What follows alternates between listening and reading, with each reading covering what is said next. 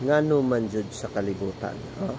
Dili ka kaayo kasabot, dili kaayo ta kasabot. It is because kung di po ka kabalo mo sabot,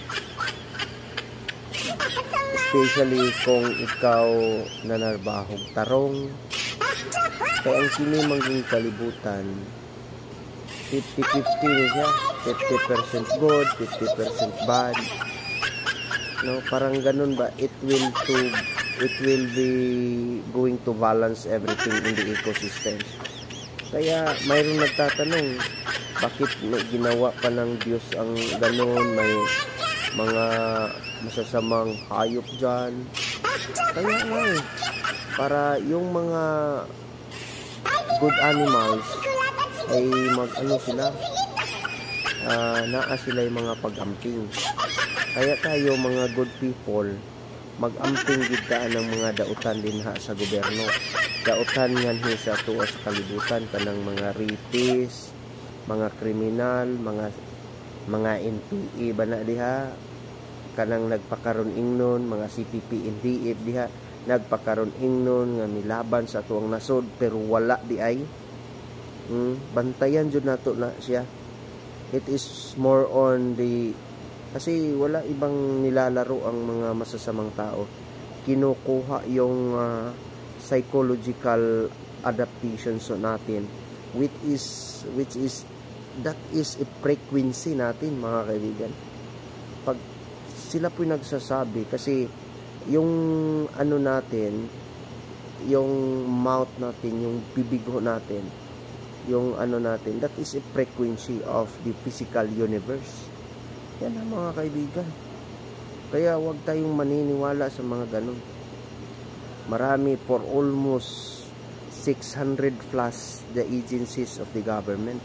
Do you think hindi yan tumatanggap ng mga lagay-lagay dyan? There is a big bribery out there in that lahatan na ho yun, mga kaibigan.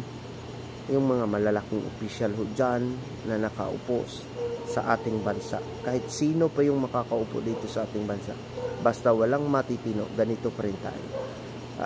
Kaya yung mga nagtatanong ng ganon, baka ikaw rin, isa ka rin.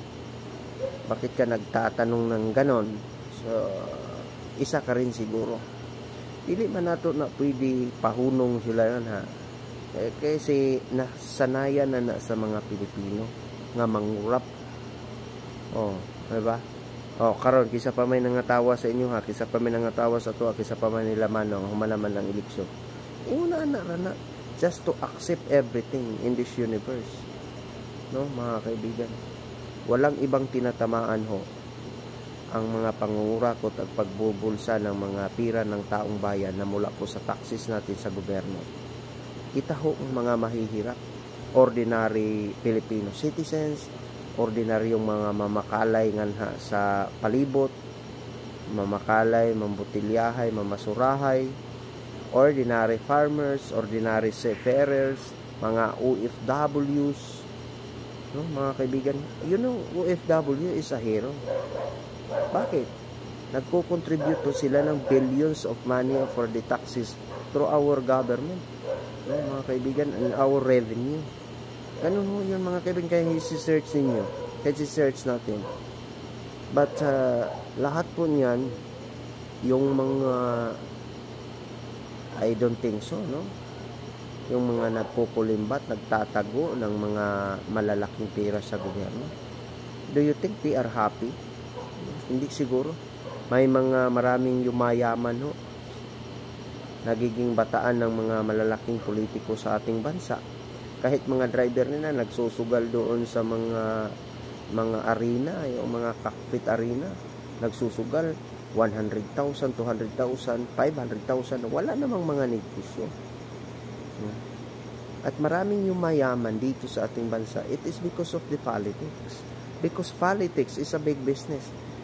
Pupunta kayo doon sa amin, doon sa Singapore, doon sa ibang bansa, di ba? They are always be monitored.